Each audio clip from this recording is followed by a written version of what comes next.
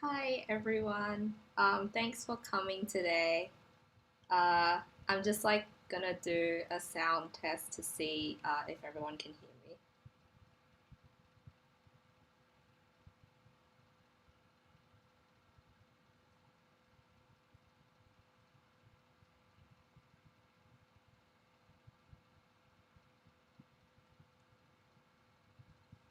Okay, so yeah, so we're just the first half is going to be on proof and logic. So yeah, let's just get started. So the first question is going to be pretty straightforward. So prove that for all real k is greater than 1, this inequality holds true. And then show that for all positive integers n is greater than or equal to 2, this inequality holds true. And of course, we're going to be using the result that we got from A. So starting off, for these kinds of questions, when you're proving an inequality, try to simplify the side that looks more complicated first and then see what you can deduce from there. So as you can see, when we simplify the right-hand side, we get 1 on k squared minus 1. And since k is greater than 1, k squared minus 1 and k squared are positive. And since we know that k squared is greater than k squared minus 1, of course, and also k squared minus 1 and k squared are positive, if we reciprocate both sides, then the inequality also flips. And so basically, we've gotten our result. So that was pretty straightforward. And then from our result in A, we're going to be proving this summation. So, this inequality, sorry. So, starting off, we can see that for every value that k squared, or that k can take in this summation, it satisfies the condition that k is greater than 1. And so we can apply this inequality to the inequality in A to every term in the summation. And so once we do that, we get this. So we apply a property that we know about sigma, that the difference, the sum of a difference is equal to the difference of sums, and we get these two summations. Sorry, here and also here. And you can see that if we expand these sums, a lot of the terms overlap. And in order to see more clearly which terms overlap, we'll do a substitution into the first sum and to make the denominator look like the second sum. So I substitute j plus 1 equals to k minus 1, and I get this expression. But in order to make sure the terms don't change, I need to decrease every value that j can take by 2 compared to k. And so, yeah, so as you can see, now the term inside the sigma notation looks the same, basically. And we're going to take out all the terms that don't overlap. So that will be the first two terms in this sum and the second two terms in this sum. I mean, no, the last two terms in this sum.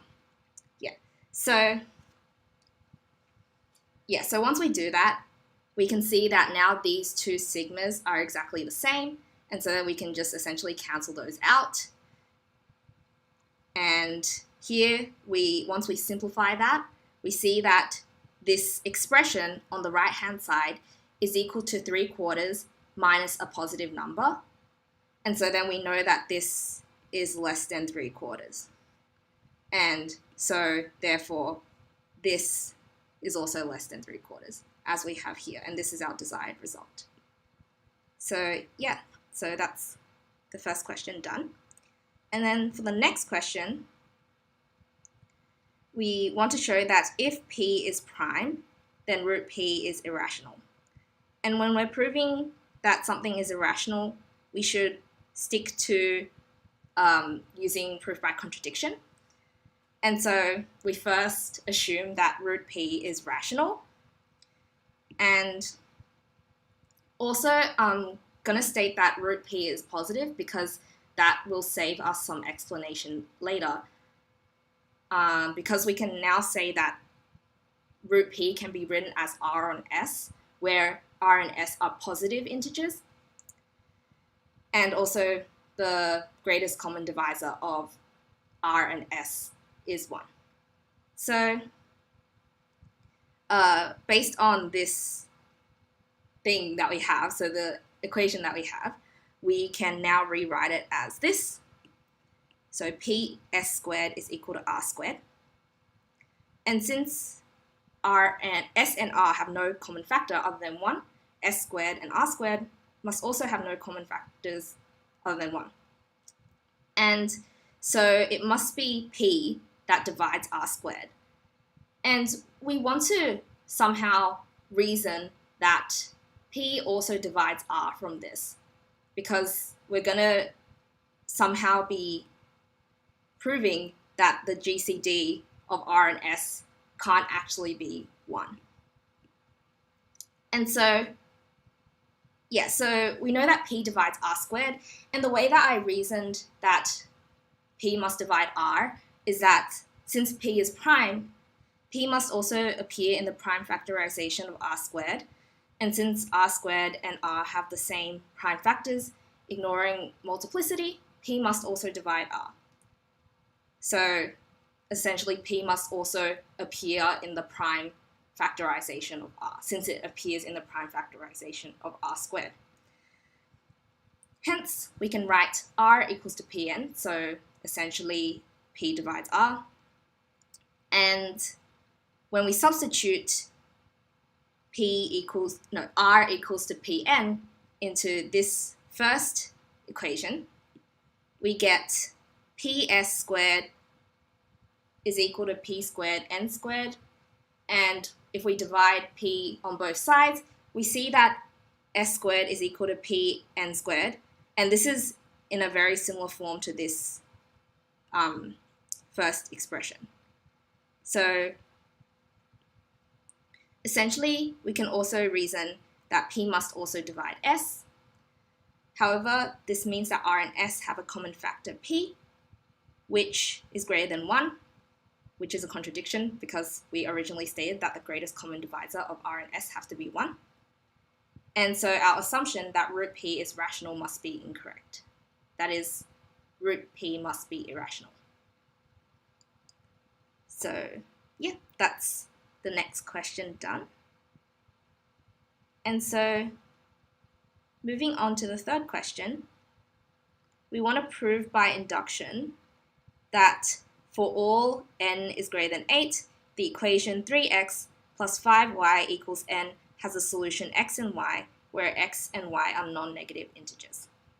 So in the answers, they had a different way of approaching this, but I just wrote down the way that I came up with, and this is using strong induction.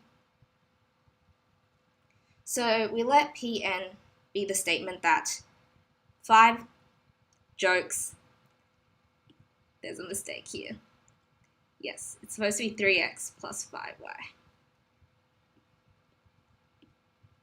Yes, 3x plus 5y equals to n has a non-negative integer solution of x and y for n is greater than or equal to 8.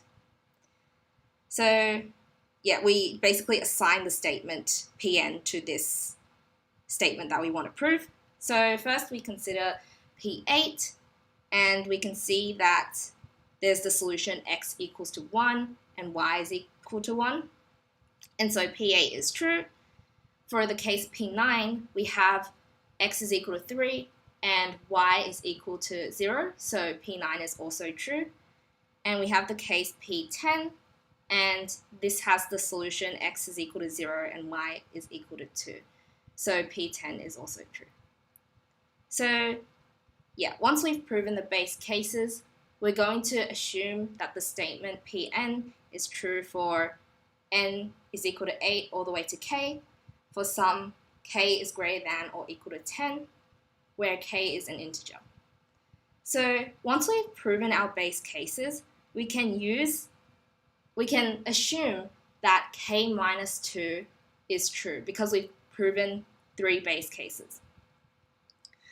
And so we will be using that in our proof for n is equal to k plus 1. So basically, we write out our inductive step and what we want to prove. So what we want to prove is that 3x plus 5y equals to k plus 1 has a solution x and y, where x and y are non-negative integers. But we can rewrite k plus 1 as k minus 2 plus 3. And based on our assumption, we can say that k minus 2 has 3x plus 5y equals to k minus 2 has non-negative solutions of x and y, non-negative integer solutions. So we can rewrite k minus 2 as 3x1 plus 5y1 plus 3. Oh, no, 3x1 plus 5y1, and then plus 3 to make it k plus 1. And we know that x1 and y1 are non-negative integers because that was from our assumption. And then we can rewrite this.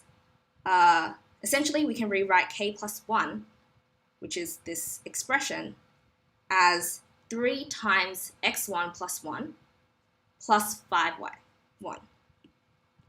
And so we know that there's a solution, x is equal to x1 plus 1, and also y is equal to y1. And we know that x1 and y1 are non-negative integers. So here, x and y must also be non-negative integers. So we can conclude by strong induction, or we can basically conclude that pk plus 1 is true if pk minus 2 is true, and pk minus 1 and pk, essentially. And so we can conclude by strong induction that the result is true for n is greater than or equal to 8. So yeah, that's the next question done. So we're on the fourth question. So we want to prove that for all integers x and y, 5 divides x squared plus 2y squared if and only if 5 divides x and 5 divides y. So we're essentially going to prove that if 5 divides x squared plus 2y squared, then 5 divides x and 5 divides y, and the other way around. So if 5 divides x and 5 divides y, then 5 divides x squared plus 2y squared. So to do this, I've constructed a table, and essentially each of these cells represents the value of x squared plus 2y squared, given that x takes one of these values in the rows, and then y takes one of the values in the columns. So it's quite straightforward to fill out this table because we can treat 3 and 4 as minus 2 and minus 1. Same with y.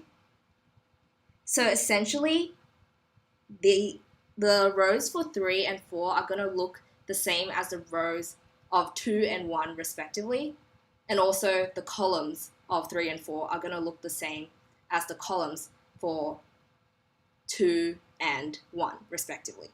So essentially, we pretty much only need to fill out about this much of the table before we can fill out the rest, just by copying what you see in the rows and columns. But yeah, so so that's just a side note for filling out the table. But once we've done that, we can first prove that if 5 divides x squared plus 2y squared, then 5 divides x and 5 divides y. So yeah, in the table, we see that the only case when x squared plus 2y squared is equal to 0 mod 5, so that's when 5 divides x squared plus 2y squared, is when x and y are both equal to 0 mod 5. So that's when 5 divides x and 5 divides y. And so then we can conclude that 5 divides x squared, if 5 divides x squared plus 2y squared, then 5 divides x and 5 divides y. So essentially in this proof, we're just looking for all the cells where, all the cells in this table that we filled out where the value of x squared plus 2y squared mod 5 is equal to 0. So that's here. And that's the only case. So that's why we can conclude that 5 divides x and 5 divides y, because it's in the column where x is equal to 0 mod 5 and y is equal to 0 mod 5. But now that we're proving that so the second part of the proof is that if 5 divides x and 5 divides y, then 5 divides x squared plus 2y squared.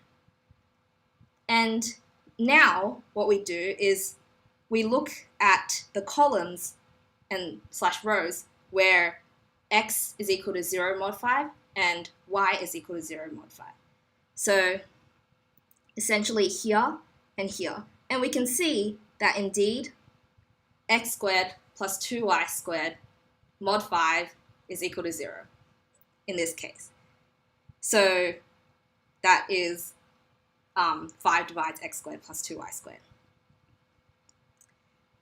And so essentially we've proven our result because we've proven both the forward direction proof and the backwards direction proof, so the converse as well.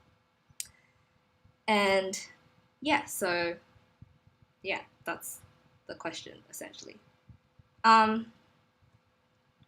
And so moving on to the next question. We want to show that 2 to the power of n plus 1 is prime only if n is a power of 2.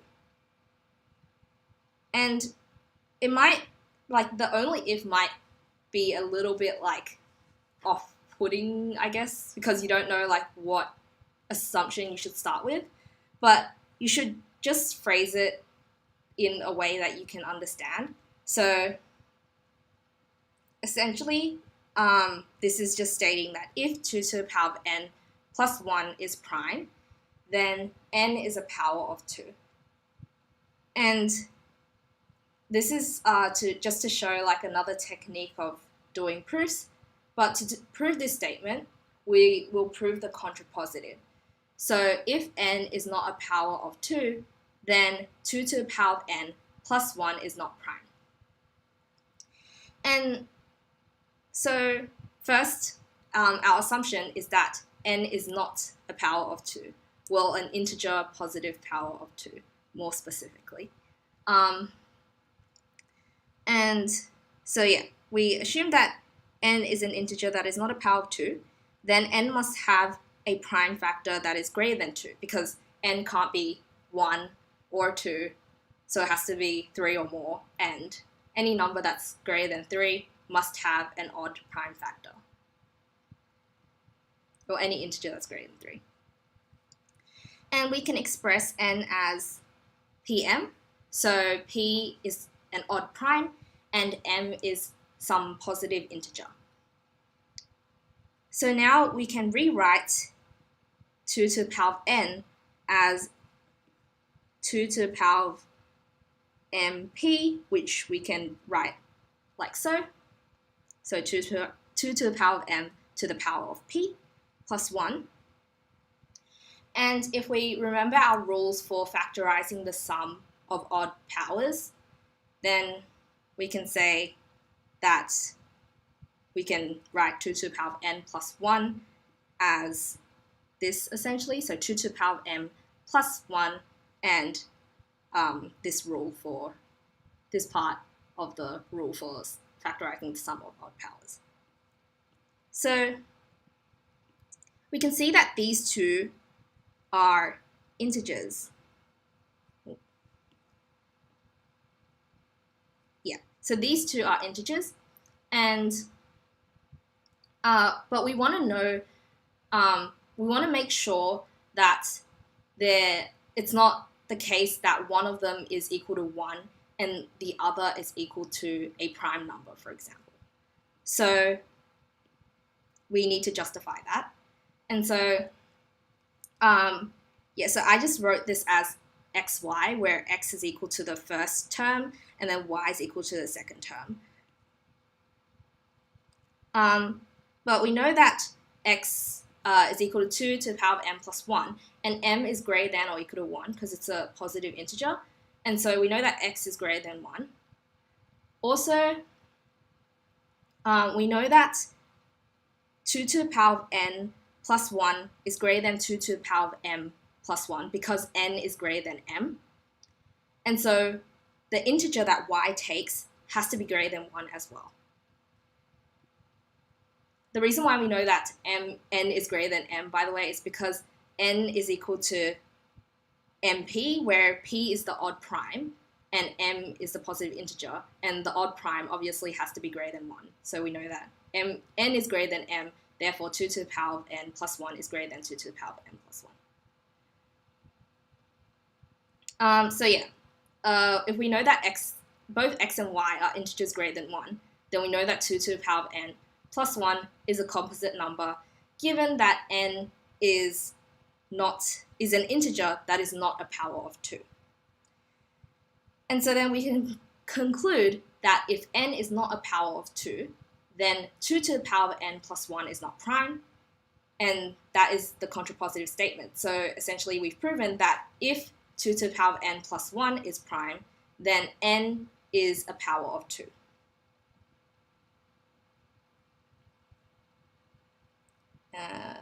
Next. So now we'll be moving on to the next question. So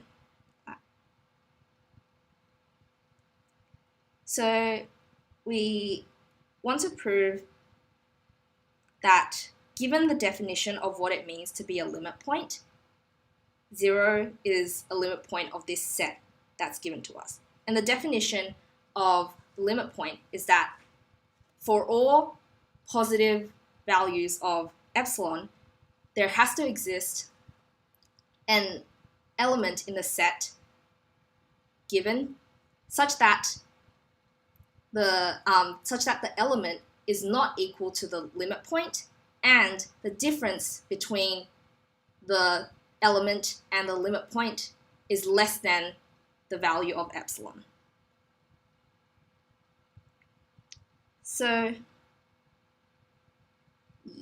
So we'll be proving now that 0 is the limit point of S. And first of all, we'll be writing S in a more closed form. So an element in S can be given as 1 on n, where n is a positive natural number.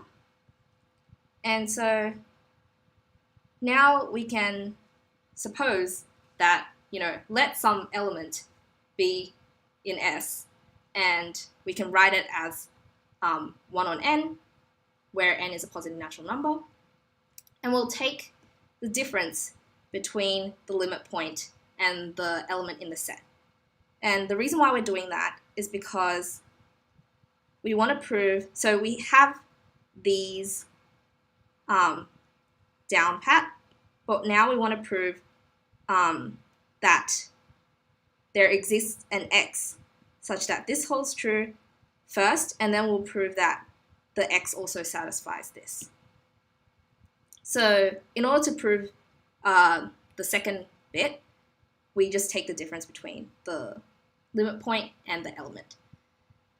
So like how we proved limits in 1141 or 1131, to do this, we first set this value to be less than epsilon, and then we solve this inequality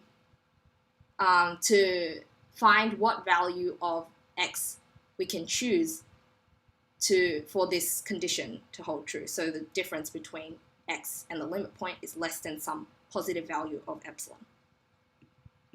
So that inequality is pretty easy to solve. So it's just n is greater than epsilon.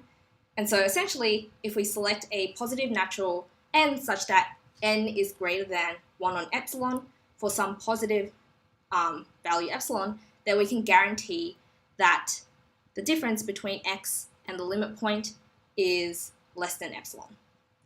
I think since the question asks specifically says there exists an element in S, we might want to state what value we can choose for n.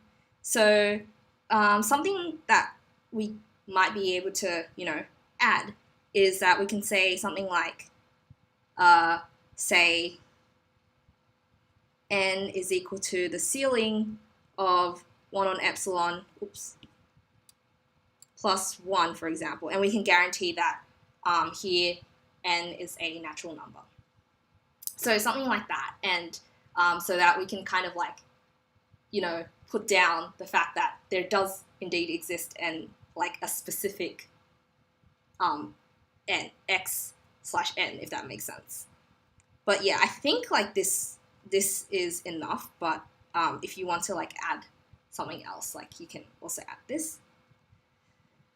And yeah, so we've basically proven the second half of the limit thing that we are trying to prove. But now we want to shift our focus to the first half.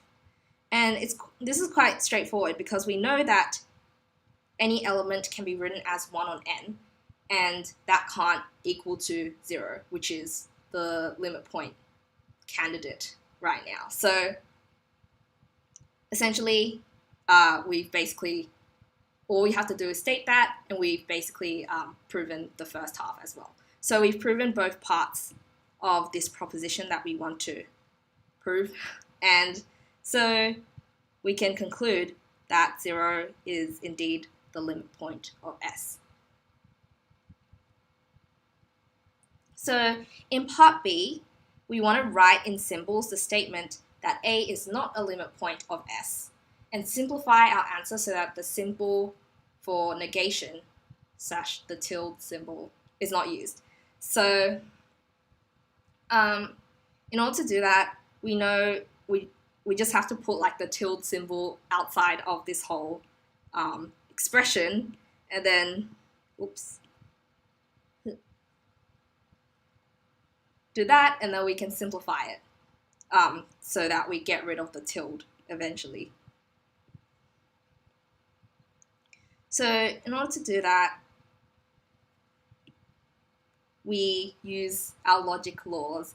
And if you remember, to negate the quantifiers, so for or and there exists, we just have to flip them to the other one. So for all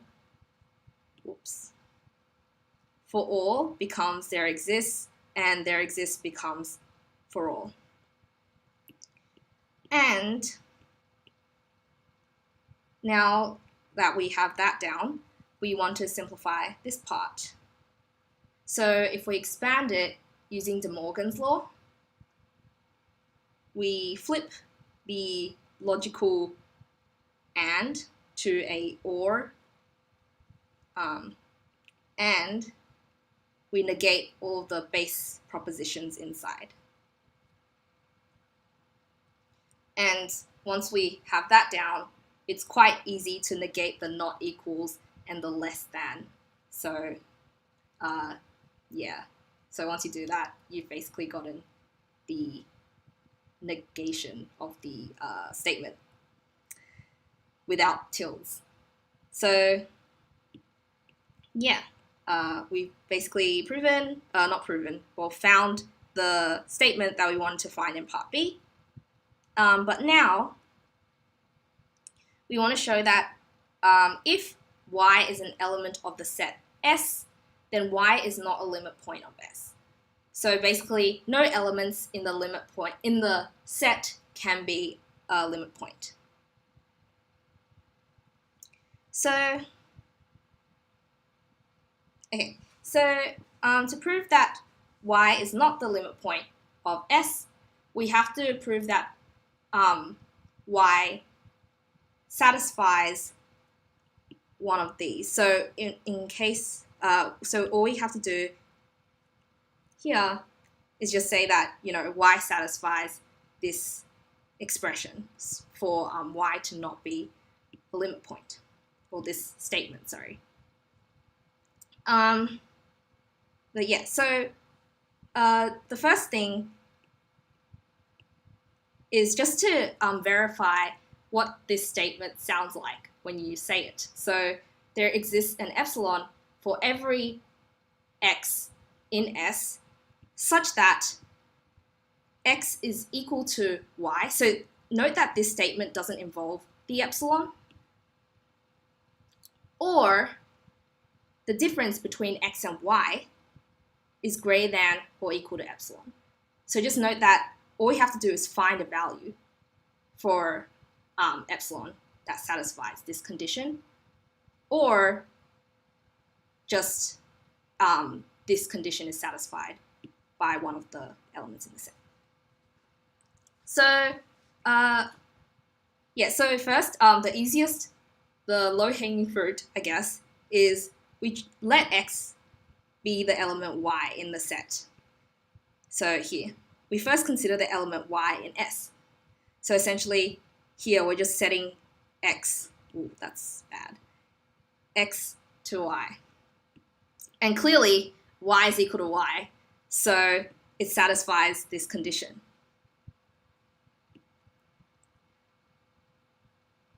So yeah, we've gotten the first element out of the way. And now we consider the rest of the elements. So the element x in S such that x is not equal to y. And we can express y as 1 on n, since y is an element in the set S. And also, we can express x as 1 on m plus n.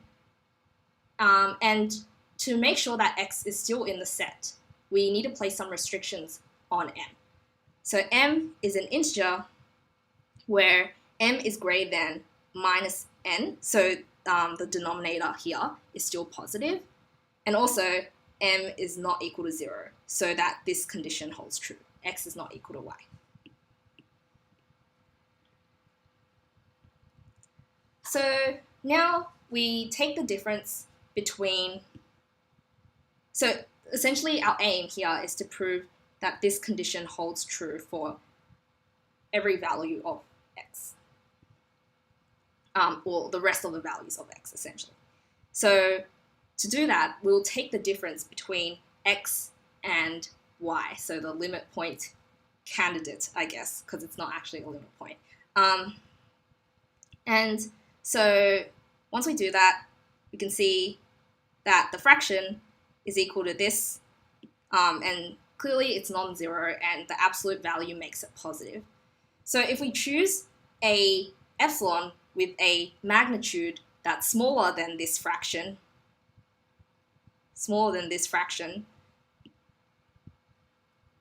then we know that this epsilon is smaller than the difference between x, the element x, and the limit point candidate y.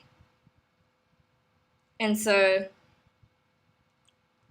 so essentially, for every element x in S except y, there exists a positive epsilon such that epsilon is less than the difference between the element and y, so the limit point candidate once again. So yeah, that's essentially just restating what we've proved. And so, so we've now shown that every value in the set S either satisfies this condition or satisfies this condition if we take one of the elements as a candidate for the limit point, essentially. So we've shown that no element y can be a limit point for S.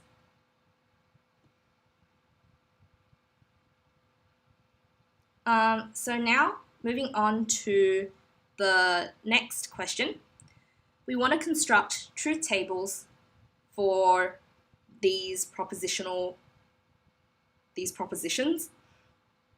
and we want to answer the question whether the first formula logically implies the second. So does this? Oops, can we say this, or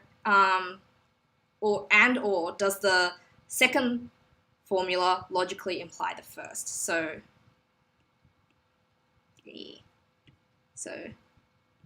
this.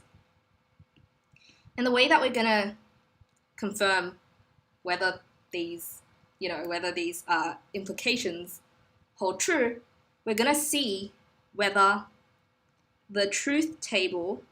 Sorry, I'll probably wipe that out. And we want to see whether the truth table for this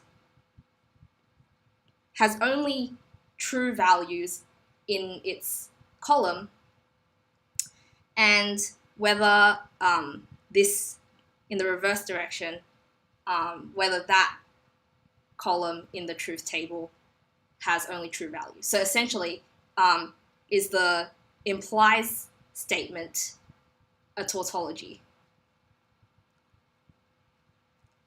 So to help, let's just start off with filling out the truth table. So we know just like as our base propositions P, Q, and R, it's quite simple to fill out. So we're just gonna write 4 T's, 4 F's, alternating between 2 T's and 2 F's, and alternating between TF, or T and F. Oops. So first, we want to fill out the proposition table for Q implies not R. So this is this part of the proposition. So it's just easier to just break down all these propositions so that we're not like, I don't know, writing 3 in one go. So yeah, so we're gonna fill this out. So first, when we have implies here, a trick to filling out this column without really thinking is Q, wherever Q is false, so Q is false in this column, we'll mark the corresponding row in this column as true. So wherever T is false, Q is false, sorry. So we have this, this, this, and this. So here, as you can see, the rows I've marked is just wherever Q is false. And another thing that we should think of is wherever this part of the implies statement is true, we want to mark this column as true as well. So this column as true. Oops. So essentially, wherever not R is true, the corresponding row in this column is also true. So if not R is true, then R must be false. So we're filling out everywhere where R is false as true in this corresponding column, in the corresponding row, sorry. So here and here. And once we've done that, the rest is just false. So I've basically formalized how to fill out the table kind of like mindlessly in this like tips section. So I'm pretty sure the document's already uploaded. So if you guys want to have a look at that, then you can. But yeah, so that was pretty straightforward. Now we will try to fill out the column for A. And similarly, it's an implied statement, so we'll follow the process that we've done before. So wherever not P is false, we mark this column A as true. And if not P is false, then P must be true. So we mark all of these columns as true. But yeah, let's just do that. And then we look at the columns for this expression. Wherever this is true, we want to mark the column for A, which is, this entire statement, as true. So here we can see that there's 3 rows left where Q implies not R is true. So we'll fill that out. And so now we have 1 remaining row and we'll just mark that as false. So now we consider this part of the proposition of B, and we once again follow a similar mechanical process, but since this is a logical AND, we consider all of the places where P is false, so these 4 rows, and we also have to mark it as false. So we mark those as false. And then we think of the places where not Q is false as false as well. So we essentially mark all the places where Q is true as false, because not Q is false in the case. Yeah, so we mark these rows because these are the leftover rows where Q is true. And then we mark the rest as, whoops. All right, no. Yes, I did this correctly, sorry. Yeah, so now we mark the rest of the rows as true. But yeah, so now we move on to the next column. So we consider this entire statement. And once again, it's an implies. So we're going to follow a similar mechanical process to what we did for the first 2 columns that we filled in. So all of the places where R is false, we want to mark it as true in the column for B. So we see here R is false here, here, here, and here. So we mark those corresponding rows as true. So now we consider all the places where this, the second half is true, and we mark those rows as true. So we only have 1 more here. And we can essentially fill in the rest of the rows, and they're going to be false. So now we've gotten down to our the question that was asked of us. So A implies B and B implies A. And whether these columns will only have truth values or will there be false values. So looking at A and B, we can fill in the table as we have done so far. So all the places where A is false, we'll mark it as true. So that's literally only this row, sorry. And all the places where B is true, we'll mark it as true. So here, here, here, here, and here. And the rest will mark as false. And yeah, as you can see, A implies B is not a tautology. So, because there are false values in the column. And so we can say that A does not logically imply B because A implies B is not a tautology.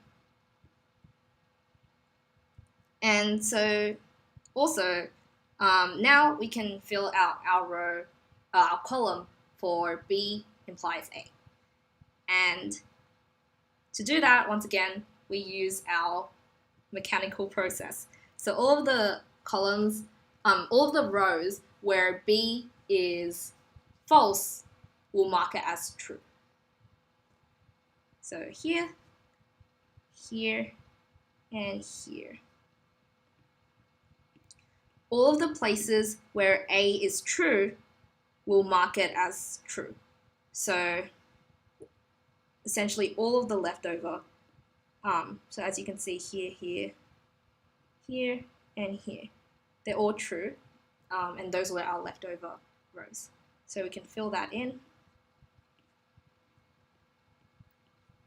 And as you can see, this column contains only T's.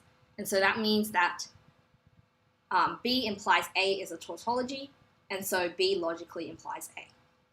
So we can say that B logically implies A because B implies A is a tautology. Oops. I think I spelt it correctly.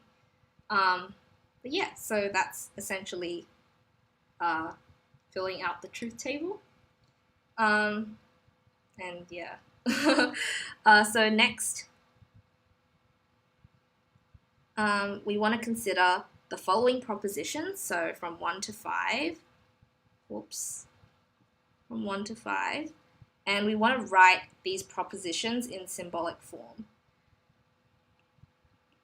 So we'll go through these propositions one by one. So let's do that. Okay. If the weather was nice and I was not tired, then I went for a walk. So you can see that the weather was nice is N. Oops. Yeah, N. And I was not tired, so logically implies, so I was tired is T, so I was not tired, we write not T. We might be able to write brackets. And so then I went for a walk, so that's the next part of the statement, and that would be W. So here we write implies. So this is, just beware not to write this. We write just a single arrow because that makes it a proposition rather than, I don't even know. Anyways, yeah, so, but yeah, just write the single arrow. And yeah, so then I went for a walk, so W, I think, yes. So as you can see, whoops, here. So next, if the weather was not nice and I had enough money, then I went to the cinema. So not nice, so not N, and had enough money, so that's M. Then I went to the cinema. And I went to the cinema is C. Now, next 3, I did not go to the cinema, so that's pretty straightforward. It's just not C. And I did not go for a walk, so that would just be not W. And I had enough money, so that would be N. So now we want to use the rules of inference to deduce whether you were tired. That sounds weird, but yes, that's what we're doing. But yeah, so we want to deduce whether it's T or not T. So to do that, I think it's always easiest to start off with the base statements here, like the smaller statements, and then deduce something from there. So first, I'm going to use not C. So if not C, then we can say not this proposition. And by normal terms, you would call it like the contrapositive. But if you're using the rule of inference, whenever you're tempted to say contrapositive, just use modus tollens, and also state the numbers of the propositions that you're using. So we're using this and this. So we know not C, and therefore not M and M. And we have this, so all we have to do is just expand it using De Morgan's law. So we negate all the propositions inside and also flip the logical and/or operator.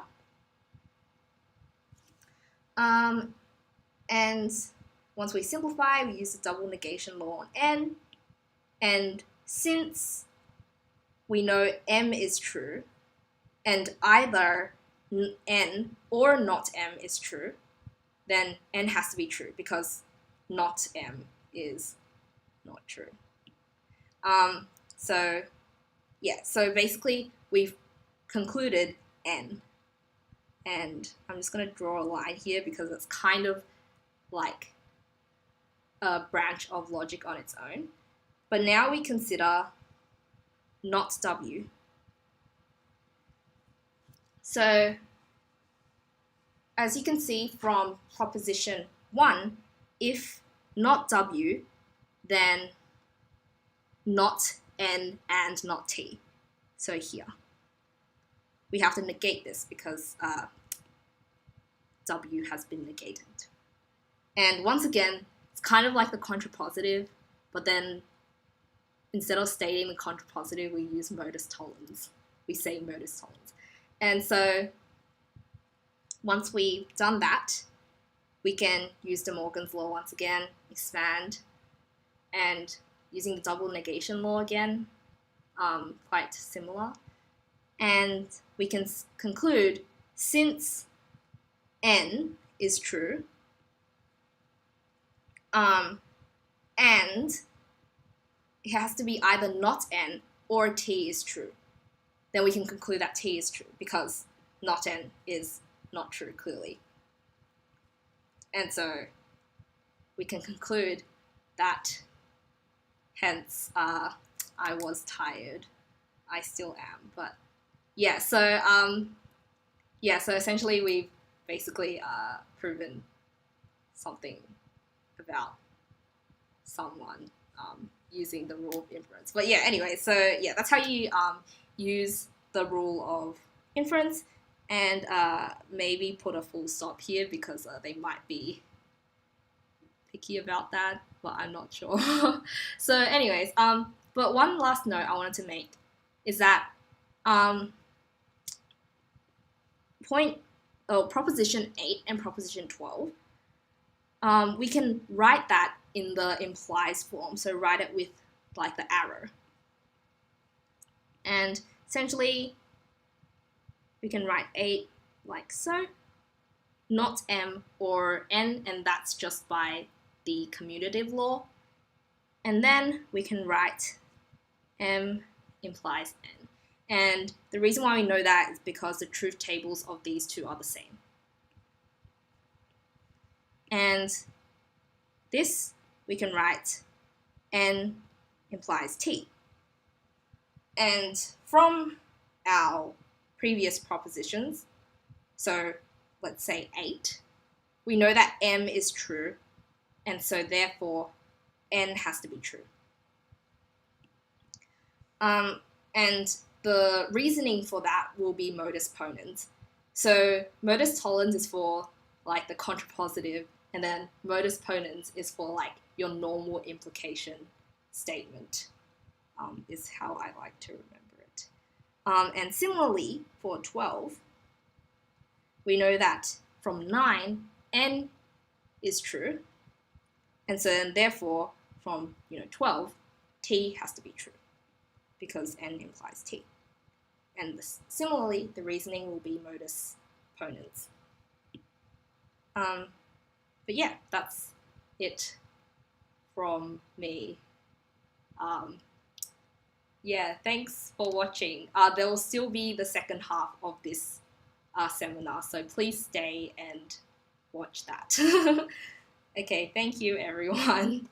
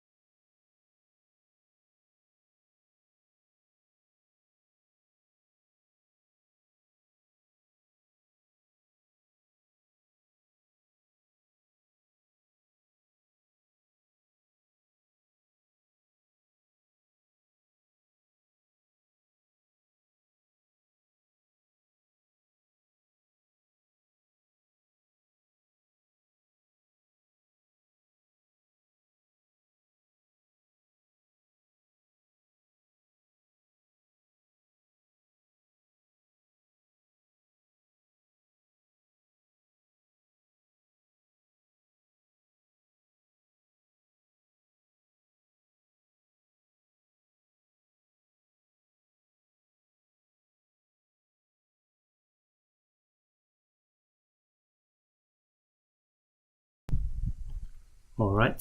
Hello, everyone. Can you guys hear me?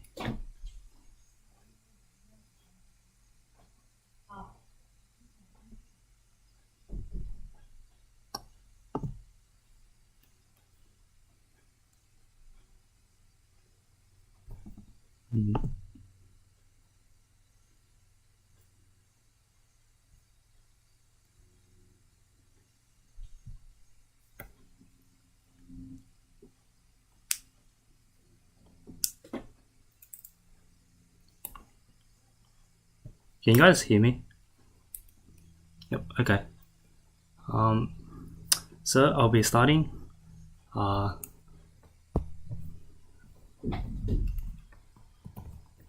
So this will be so this is topic 4. I know it says 5, but this is on enumeration. So the topic is called enumeration and probability, although I guess we don't have probability this term, but as Gerald said, it's pretty much always just a lot of counting, and there's also a bit of recurrence relations at the end. So hopefully you guys have been reading the first question, which is this question, while you've been waiting, or if you took a break, that's fine. So for the first question, we have 6 people of different heights who are in line to buy some ice cream. And we need to compute the number of ways that these 6 people can be arranged such that the first 3 are ordered in terms of height. So let's say we have 6 people, so let's call them 1, 2, 3. So let's number them in terms of height. So number 1 would be the tallest and number 6 would be the shortest. So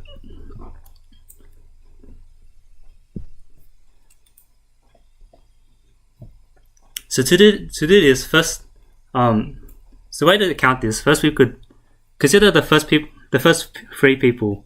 So let's say we have 1, 4, and 6 at the front. Now, since these 3 have to be ordered in terms of height, there's only one way to do this. So it would have to be 1, 4, 6. And to order the last 3, or there's no condition on those, so they can be ordered anyway. So how many ways can we do this? Well, first, to count the first 3 people, we use combination. So it'll be 6 choose 3. So that'll be the number of ways to choose the first 3 people. Since there's only one way we order it, we use combination rather than permutation. And for the final 3, there's 3 factorial, since we have 3 people and they can be ordered in any way. Now, if you did this another way, you might find that your solution will be 6 factorial divided by 3 factorial. However, you find that these 2 are equal. So often in counting, there might be different ways to do something. So sometimes your solution might look different, but if you look carefully, then sometimes the 2 solutions are actually the same, and so it's okay.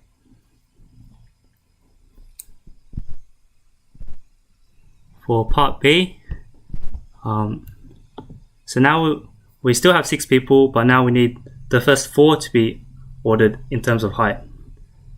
Now this is just the same thing, but with 4 people.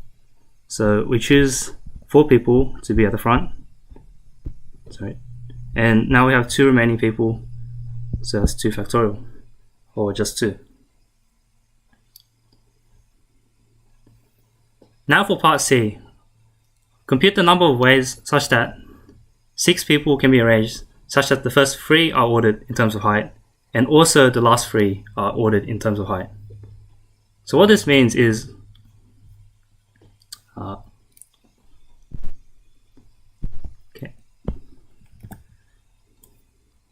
means so let's say we choose 1, 4, and 6 again to be at the front.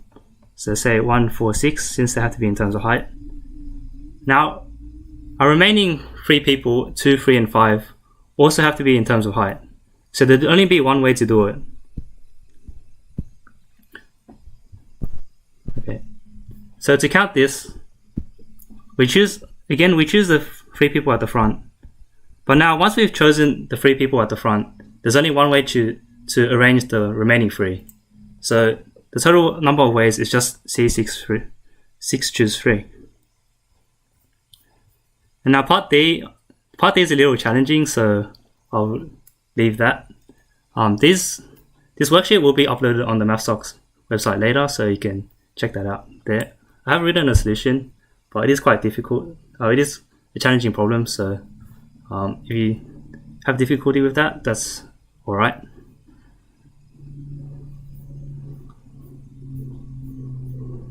So moving on. So consider a standard 52 card pack. So this question doesn't tell you, but hopefully you're familiar with cards. In a 52 card pack, we have 4 suits. We have 13 spades, 13 hearts, 13 clubs, and 13 diamonds.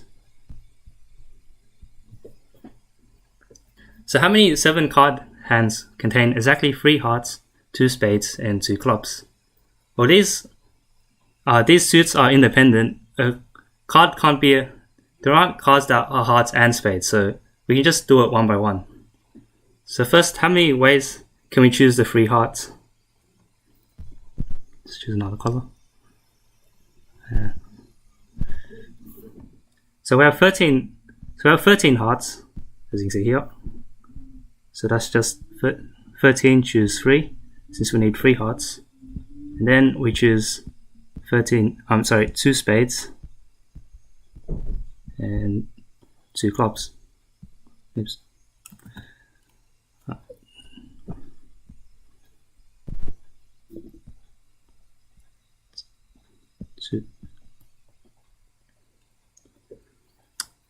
Now for part B, how many 7 card hands contain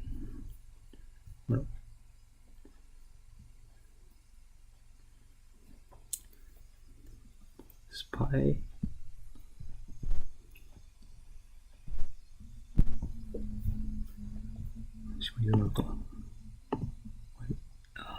That's red. How many 7 card hands contain either no hearts, no spades, or no clubs? So you have to be careful with the wording here. It says either and or, which means we can have hands that have hearts and spades, but no clubs, and that satisfies this condition. So it's not just no hearts, no spades, and no clubs. It's just it needs to be missing one of these suits. So to do this, we use it's actually a little bit complicated. So we use inclusion-exclusion principle. So the reason why is that let's say we pick the number of. So let's say we pick a hand. We count the number of hands which contain no hearts. So there's 39 cards which aren't hearts, and we choose 7 cards. So that would be the number of hands which contain no hearts. And let's say since we want it to be for no hearts, no spades, or no clubs, we multiply by 3 since there are 3 suits. However, there will be some overlap because if we look at the number of 7 card hands which contain no hearts, you can also have a hand which contains no hearts and no spades. But once we count the hands which contain no spades, again we'll also count hands with no hearts and no spades, which means we counted it twice. So we have to subtract that. And this is where the inclusion-exclusion principle comes in. So what we do is we subtract the number of times we count it twice. So we start with this, and then we subtract. So now let's say the number of hands, so 7 card hands again, but this time containing no hearts and no spades. So now that leaves us with 26 cards. So with no hearts and no spades, that leaves us with 13 clubs and 13 diamonds, so 26 cards left. And 7. How do you know when to use inclusion-exclusion principle? I guess it's usually you use it to get rid of double counting. So here we counted these twice, so we have to subtract that. to make sure we're not overcounting the number of hands. So we subtract 26. So we should subtract the number of hands which contain no hearts and no spades. And how many times do we need to subtract these? So we have, there can be no hearts and no spades, no hearts and no clubs, and no spades and no clubs. So that's 3. Or another way to think of it is 3 choose 2, which is just 3. Since there's 3 choose 2 ways which we can double count. But now, what about hands which contain no hearts, no spades, and no clubs? Because in each one of these, okay, maybe not. Okay, so in each one of these, okay, probably shouldn't circle it.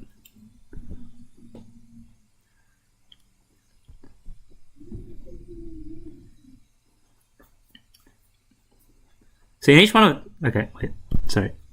in each one of these, we subtracted the hands which contain no hearts, no spades, and no clubs. Sorry, we counted them 3 times. And then here, if you think about hands which contain no hearts and no spades, that also includes hands which contain no hearts, no spades, and no clubs. So for the cards which, what was that then? So for the cards which contain no hearts, no spades, and no clubs, we counted it 3 times, then we subtracted it 3 times, which means we should add it again one more time. Go back to read. So that would just be 13 cards left, since there are only 13 cards which aren't any of the 3 suits. That's 13 diamonds, and then times C. And this would be our solution. I'm sorry I wrote it in multiple lines. Can't really write it across. That's just a plus. That's a minus. And now part C. So how many 7 card hands are there which contain at least 1 heart, at least 1 spade, and at least 1 club? So if you're familiar with your knowledge of proofs, I think, you might notice that part C is actually just the complement of part B, right? Because if a hand contains at least 1 heart, at least 1 spade, and at least 1 club, that means this is, okay. If it contains at least 1 heart, at least 1 heart, at least 1 spade, and at least 1 club, that means this can't be held, right? Because these 2 are complements. Either one, or the hand is either one or the other. Either it contains all 3 of, at least one of all 3 of them, or it must be missing one of all 3 of them.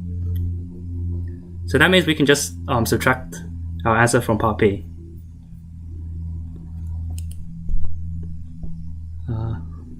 What color? It's brown. So we start with the total number of hands. So there's 52 cards, and we're choosing 7 cards in our hand, and we just subtract what we got in part B. So that's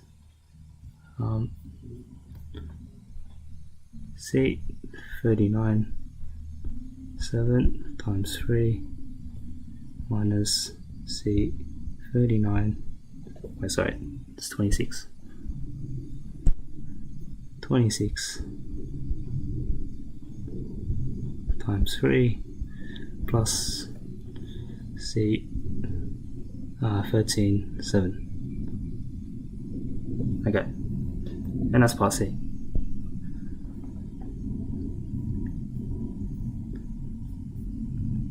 Yep.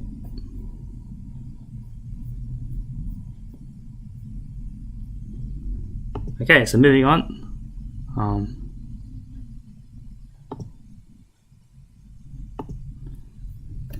So consider the 10-letter word Parramatta and all the words formed by rearranging its letters. So as a reminder, when I say words, they don't really mean English words, they just mean strings. So they don't have to be actual words. They're just arrangements of letters. So how many of these words contain the subword map but do not contain the subword rat?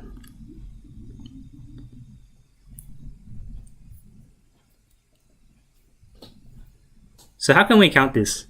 So first consider all the words that contain the subword map.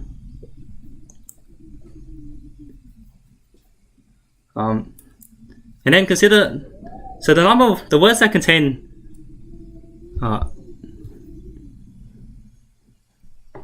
words that it's a bit hot. Alright then. Okay.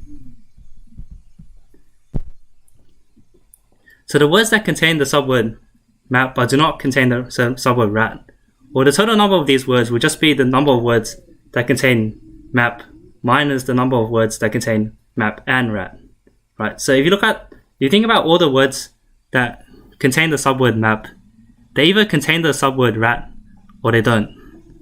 And so we just subtract the two cases. So first, how many words contain the word map? So let's draw out. We have Parramatta.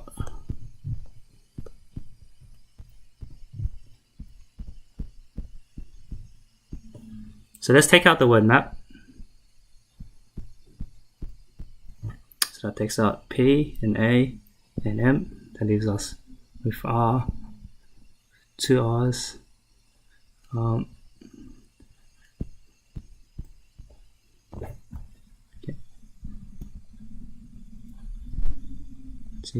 T, A. Okay. So here we have map. So we have two R's, three A's, and two T's. So how many? So this is just the words that contain the subword map. So how many ways can we do that? Well, this is just an arrangement problem.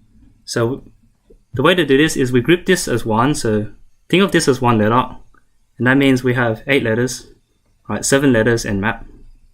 And so number of arrangements would be 8 factorial. But then we have some repeated letters. So we have 2 R's. Okay. 3 A's and 2 T's. Now, what about the words that contain the subword map and also the word subword rat? So we're counting the opposite, the complement.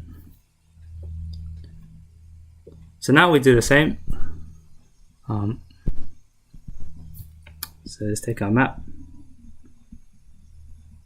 Oops.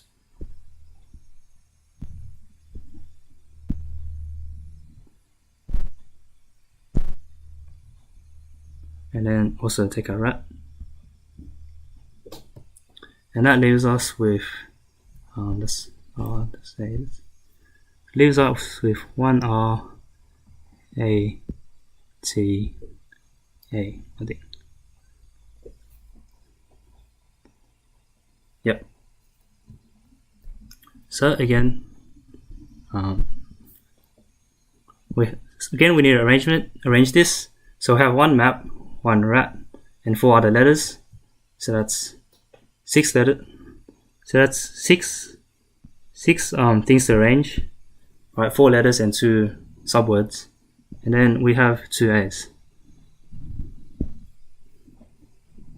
And so our solution will just be this minus this.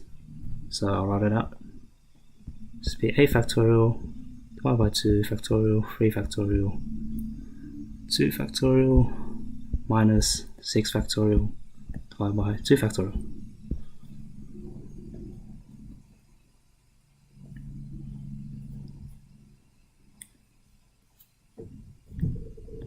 Okay, next question. So how many solutions are there to this equation? Now we have 7 x's and they sum to 83. And we are told that these are non-negative integers. So that's important, otherwise there'd be infinite solutions. So what does this look like? So let me draw a sample, one solution. So we can have, say, 0 plus 0 plus 0 plus 0 plus 5, 6.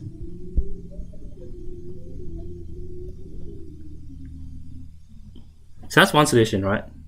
So this would be x1, this would be x7, and you can fill out the rest. And then another solution would look like this.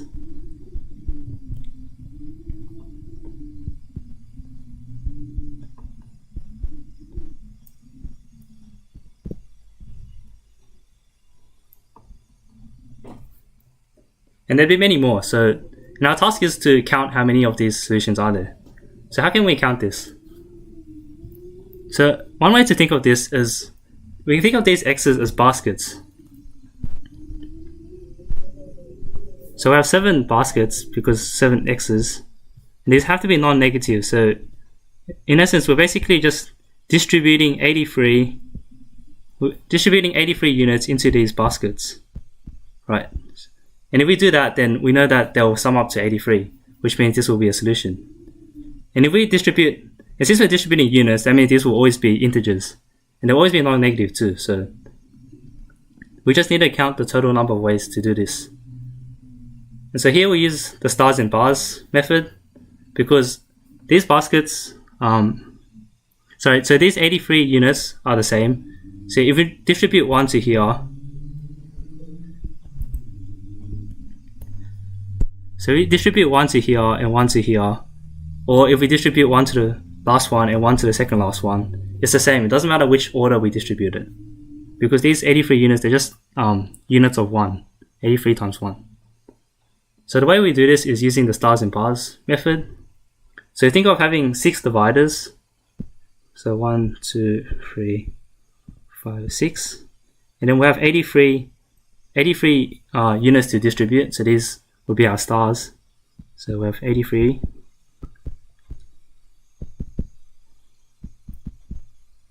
So 83 of these. And what this represents is these bars represent the dividers between the x's.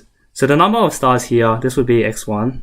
The number of stars here would be x2, and so on. So in this case, this is x.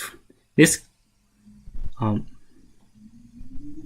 in the case here, we have 83 in x7. So this would correspond to this one. And so how many ways can we arrange this? So how many ways can we distribute this? So well, we have 83 identical stars, and we have 6 identical bars, right? Because if we swap the order of the bars, it doesn't mean much. x2 will always be the second gap, and x3 will always be the third gap. So the number of ways to do this, well, we have 89 objects. So since we have 83 stars and 6 bars, that's 89, and we divide by the number of repetitions, so 6 factorial, 83 factorial. And of course, this is also just C89, 6, or 83. And that's part A.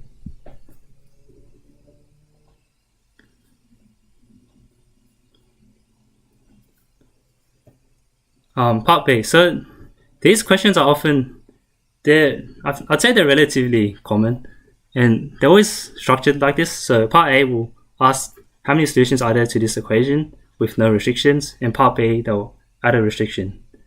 And so what we do is we try to change part B into a problem like part A, and that way we can just do it the way we did this, the way we did that. So how can we change part B into part A? So the restriction here is that now all the x's have to be odd numbers. So if x is an odd number, then we know that we can write x. Which color have I used? I think I've used. Okay.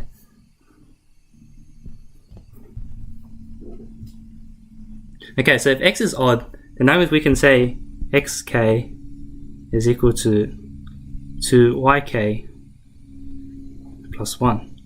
Right? This is the standard way to represent an odd number, or we can have -1. But in this case, we want +1, where yk is an integer. I'll just write like this because I can't write. And actually, we want y to be a positive integer, because we want it to be like the problem in part A. And in part A, these x's are non-negative integers. Oh wait, non-negative. Sorry, it can be 0. All right. Oh wait, okay. Wait, it's like this. Z plus union 0. Okay. Basically, yk is a non-negative integer. I'm sorry for that. And you'll find that this maps to all the possible all the non-negative odd integers that x can have. Because if y is 0, then 2 times 0 plus 1, that's 1. And that's the smallest integer that x can take. So the problem with using 2yk minus 1 is that it's not the same. Because if so let's say we want x to equal to 1, because that's the smallest integer we can have.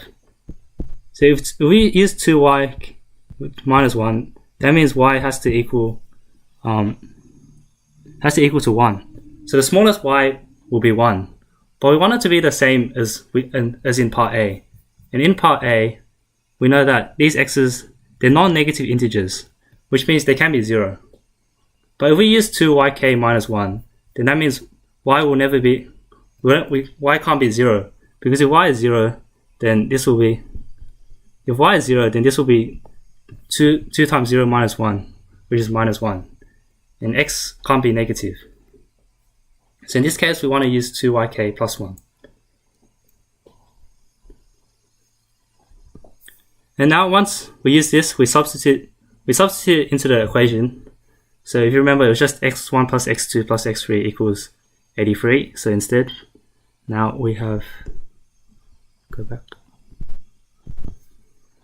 So now we have 2y1 plus 1 plus 2y2 plus 1, 2y7 plus 1 equals 83. Now we simplify, so 2y1, so we take out all the ones, there's 7 ones because we know there's 7 of them.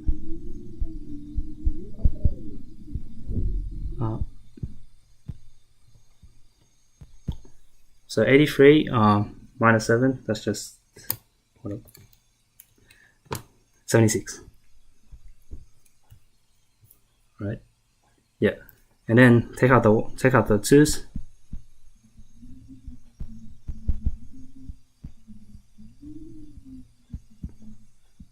So 76 divided by 2 is 38. And now we have a problem that's just like the one in part A.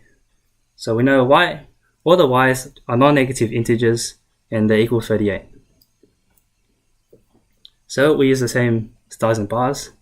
So we have 6 bars, since we have 7 y's and 38 to divide stars. So 38 plus 6, that's 44. Divided by 38. 6. And that's our solution.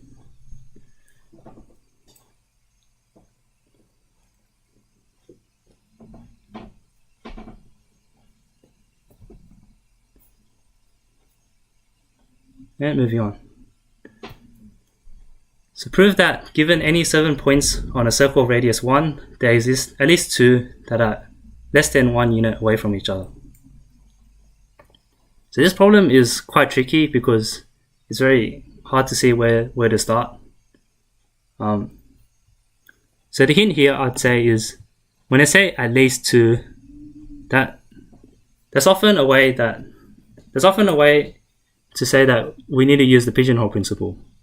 However, just because we want to use the pigeonhole principle, that doesn't tell us how to do this.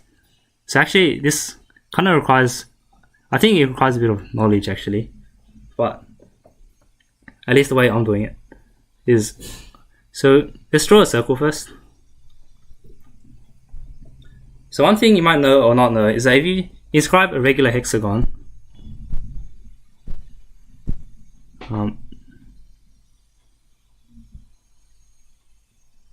so if you inscribe a regular hexagon, so it's a regular, so these sides are all equal. And actually, if you draw a sector, if you draw it like this, so if you take out this sector, you find that these sides are actually equal because this is 60 degrees, right? And if these sides are equal, since they're the radii of a circle, then this is actually an equilateral triangle.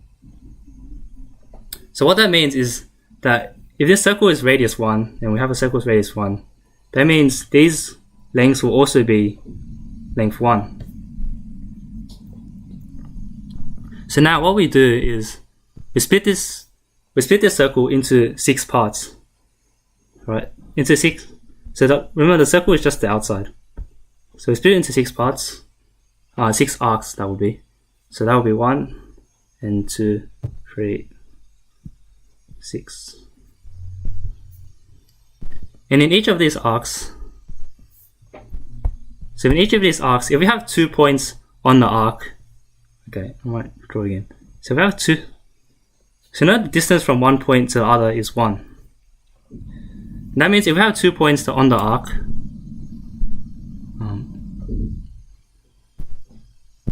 so if we have 2 points on the arc, so see here and here, this distance is less than 1. I didn't actually prove that, but I think that should hold intuitively. And now we use the pigeonhole principle. Because if 2 points are on the same arc, then the distance between them is less than 1 unit, which is what we want. And now we have 6 arcs and 7 points. So by the pigeonhole principle, there must be at least 2 points which are on the same arc, and therefore those 2 points will be less than 1 unit away from each other. Just a reminder, these notes will be uploaded on the MathSoc website later.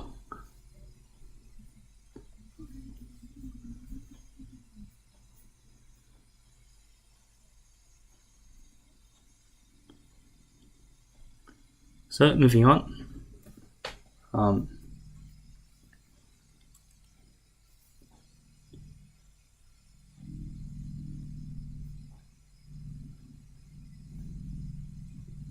Okay, so when a plus 2b plus 3c to the power of 2016, so that's how you know this is from 2016 paper, is expanded and like terms are collected, what is the coefficient of a to 671, b to 672, and c to 673? So let's look at a simpler example. So say when we expand a plus b plus c, actually wait, don't want to see, a plus b cubed. Right, you might know off the top of your head that's a cubed plus 3a squared b plus 3ab squared plus b cubed. And now let's look at these coefficients. So what does this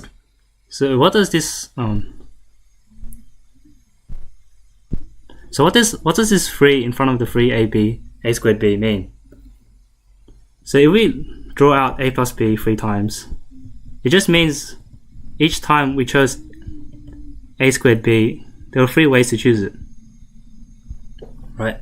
Because anytime we take a coefficient, so let's say we take this a, we take this b, and we take this a, that gives a squared b. There's never a coefficient in front, it's just a squared b, which means this 3 represents the number of ways we can choose 2 a's and 1 b.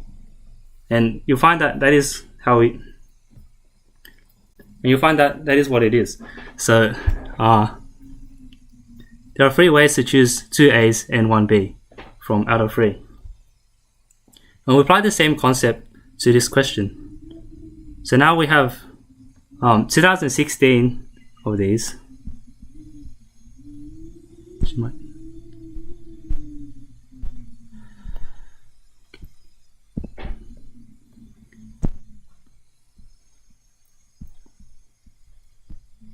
we have 2016 of these.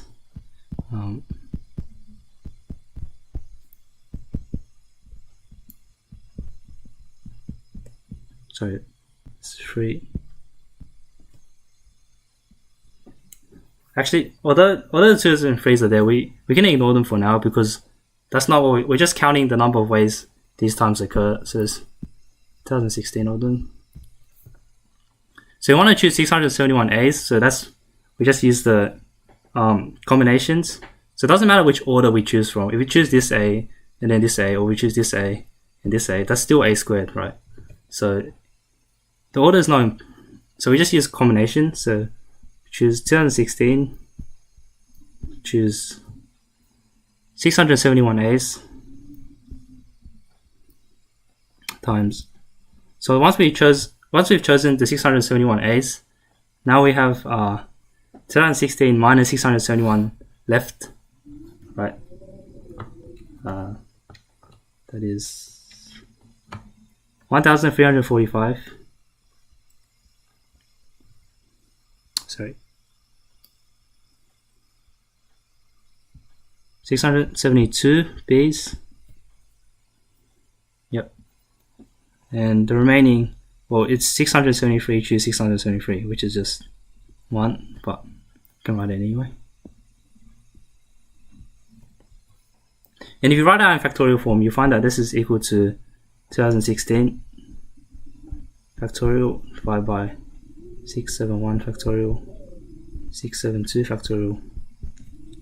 So if you did this another way, you might have just gotten to this directly without the combinations. That's fine as well. Now we have to remember there's also a 2 in front of the B and a 3 in front of the C. And we just add that on. So instead of B to the 672, it's actually 2B to the 672. Since every time we chose B, we actually chose 2B. So the 2 becomes part of the coefficient. So that's just times 2 to the power of 672.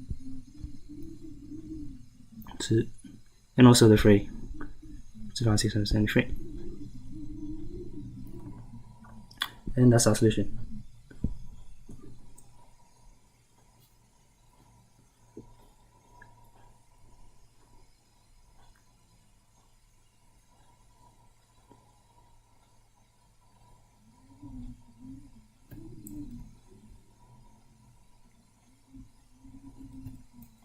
Okay. So part A is similar. We're also choosing terms from some expansion. However, it's slightly different. Instead of A, B, and C, we just have X. But actually, it's the same concept. Actually, no, it's not really. Okay.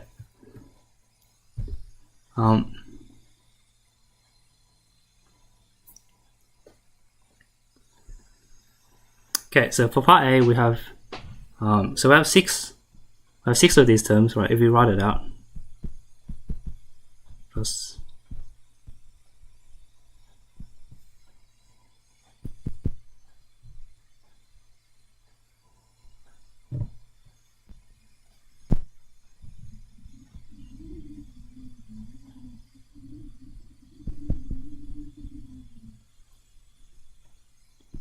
so we have 6 of these.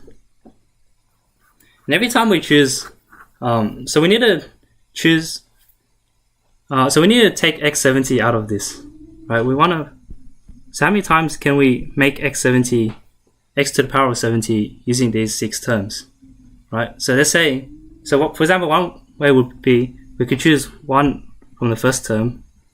I'll use different. So we use 1 from the first term, 1 from the second term.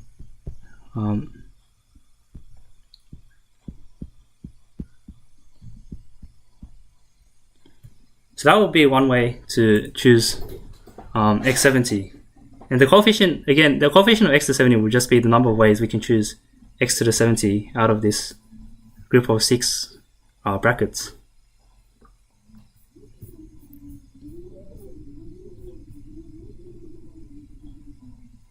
So another way to think of this is to distribute this x70 into these 6 brackets, right?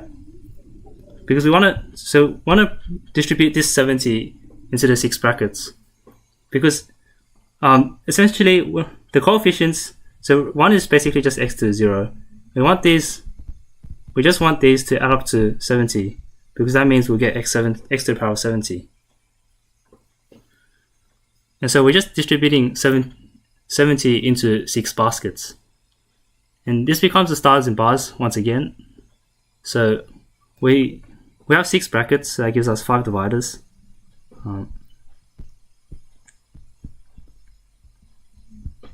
And 70 x's. So that becomes 70 factorial. Sorry, I have to add the 2. So it becomes 75 factorial divided by 5 factorial, 70 factorial. Part B is a lot more challenging, but I'll actually skip that. You can look that up later and try yourself actually.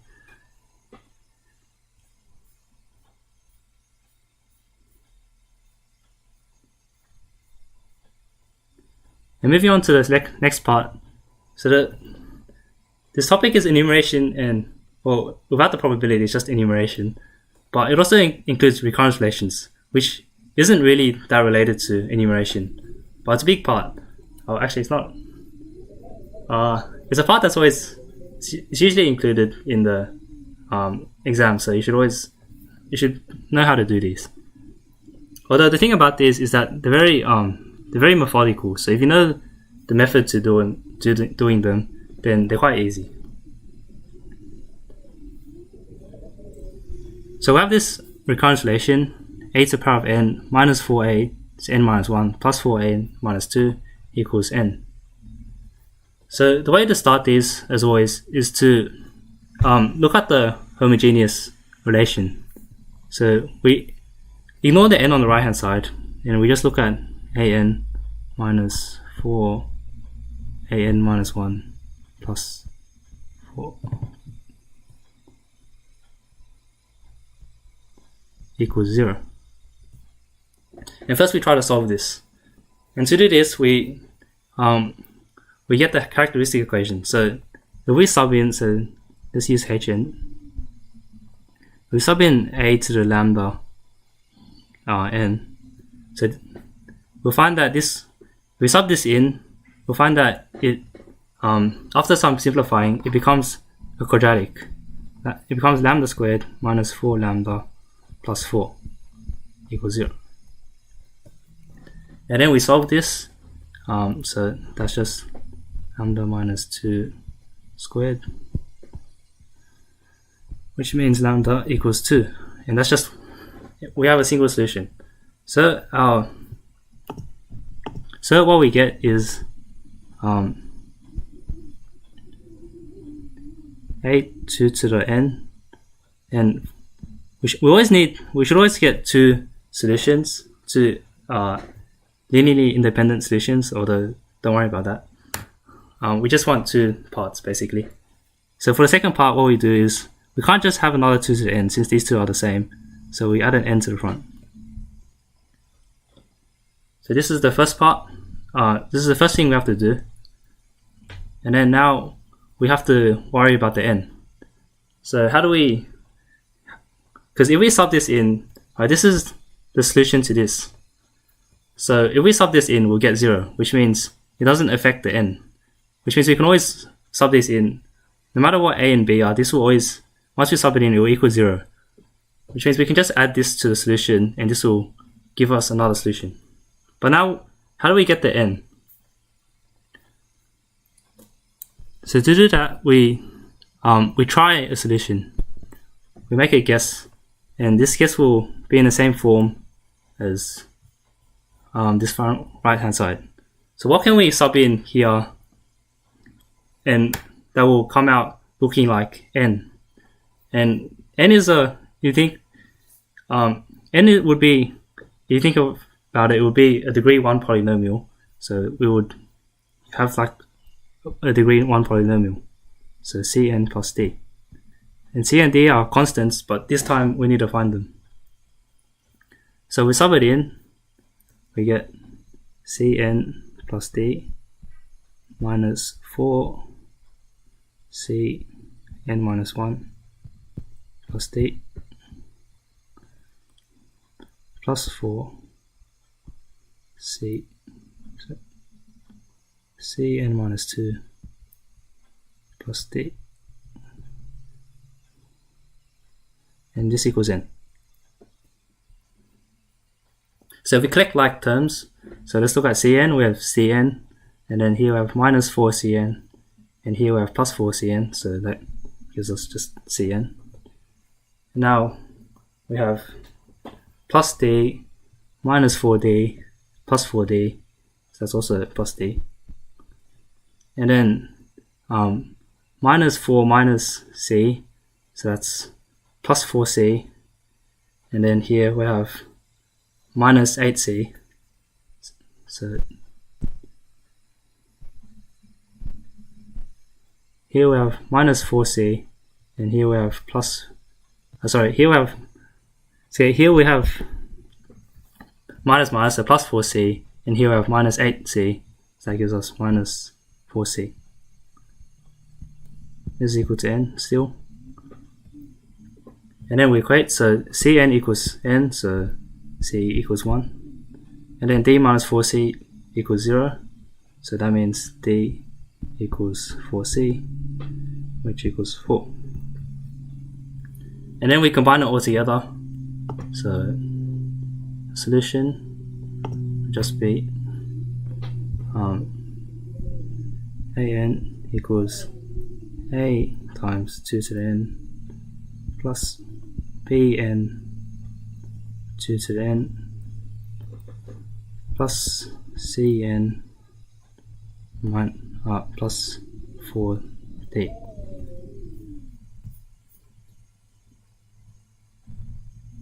Sorry. Okay. Oops. C is 1 and D is 4, so plus n plus 4. And A and B, once again, they're coefficients. We don't know what they are. They can be anything.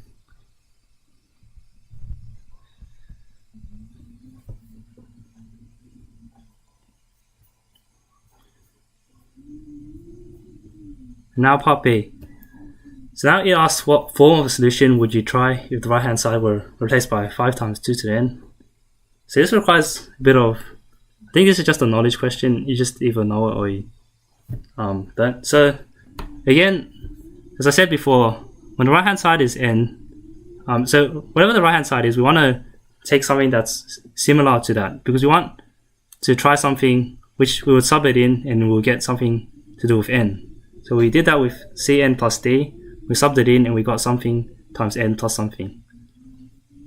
So now we want to put something in and get 5 times, or something times 2 to the n. We actually don't regard the 5 because we just adjust the coefficients to match the 5.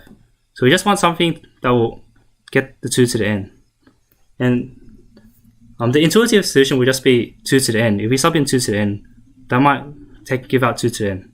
However, as we know here, 2 to the n is part of the homogeneous solution, right? If we sub in 2 to the n, that goes in, that's the solution of this, which means we just get 0. We won't get 2 to the n. And then the trick to do that is normally to add an extra n, but this is also here.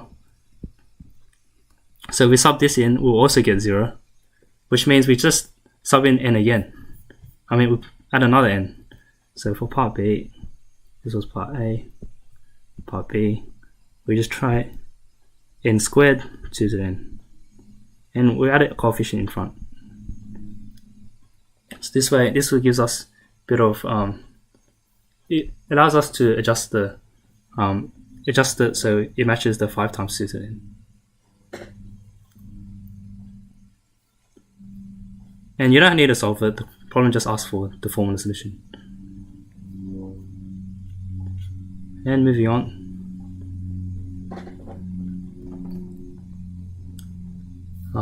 So when ascending a flight of stairs, an elf can take one stair in one stride or 3 stairs in one stride.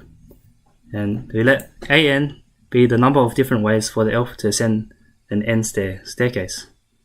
So first, it asks us to find the initial values a1, a2, and a3.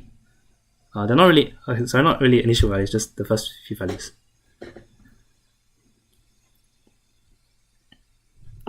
Let's try this. Okay. So A1 is just the number of ways the elf can climb one step. And well, there's only one way to do that. It'll just be like that, in one step. So A1 is just 1. For 2 steps, again, there's only one way, because the elf can only take 1 stair or 3 stairs, and this is only 2 stairs, so you can only take 1 stair at a time. So like that, A2 equals 1. And now for A3, so there's 2 ways. You can either go up 1 at a time, or you just go up in one stride. So that's 2 ways. That's it. Now part B. So this is the more difficult part. So now it wants us to generalize. So what's the recurrence relation for a to the n?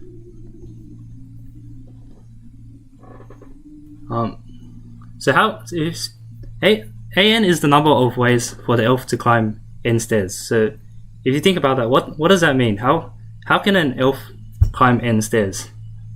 Well, an elf can in each stride, an elf can either take 1 stair or 3 stairs. So this, if you look at an n staircase, and then do this, it says n stairs. I'll probably should draw it further down. Okay, to give myself more space. Okay,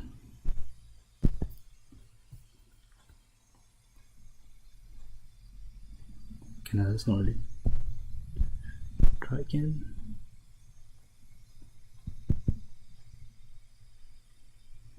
Okay, it's n stairs. So an is the number of ways the elf can start from the bottom and reach the top. Right. So let's just break it down. So look at the last step. I think I might need another one.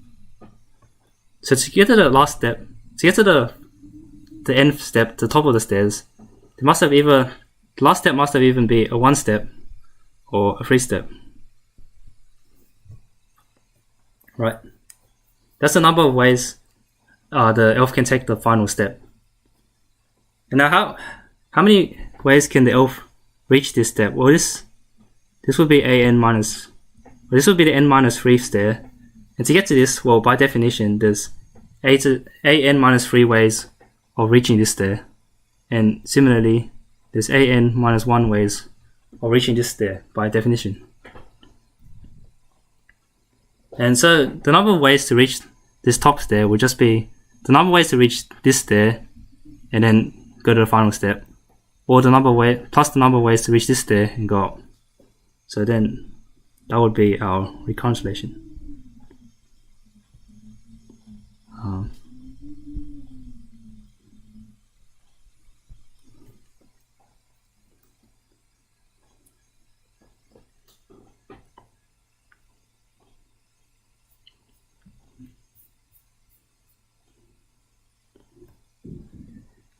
In part C, find the value of A6.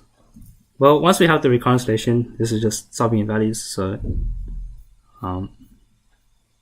we use this. So A6 would just be A5 minus A3.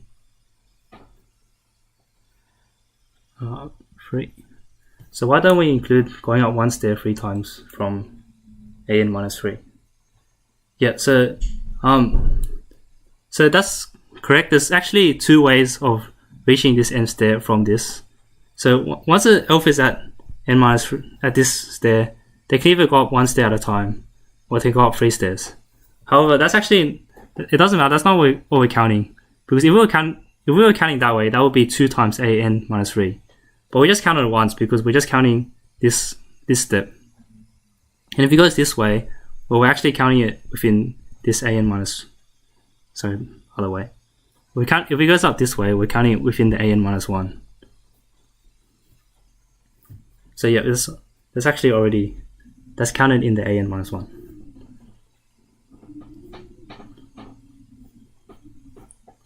And so for the final part, we just need to count a to the 6, and we'll use this recurrence notation.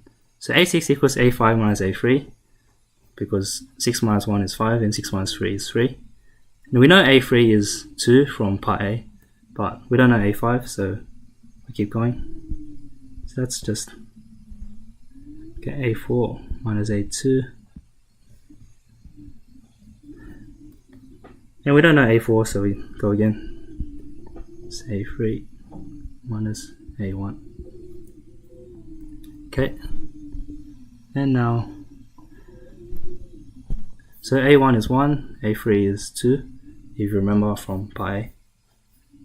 Right, a1 is 1, a2 is 1, and a3 is 2. So that's, okay, sorry. Those are all pluses. I don't know why I would minus. That's 3. A2 is 1, A4 is 3, so that's 4. And A3 is 2, and A5 is 4, so A6. Okay. 6 is equal to 6. And that's the final question, so that will be it. And it's also the final discrete seminar, so good luck for your exam, and bye.